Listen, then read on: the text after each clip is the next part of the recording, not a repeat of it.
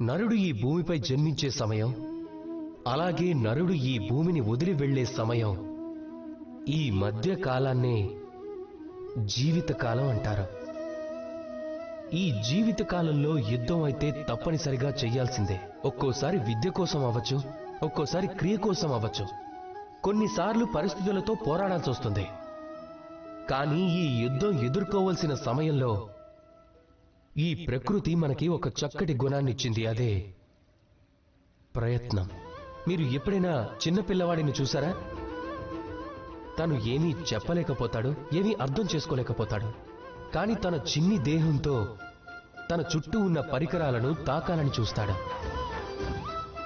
నిలబడతాడు, పడతాడు, మళ్లీ నిలబడతాడు. ఆఖరికి తన కాళ్లపై నడవటం నేర్చుకుని తీరుతాడు. ఎందుకంటే తను తన మనోధైర్యాన్ని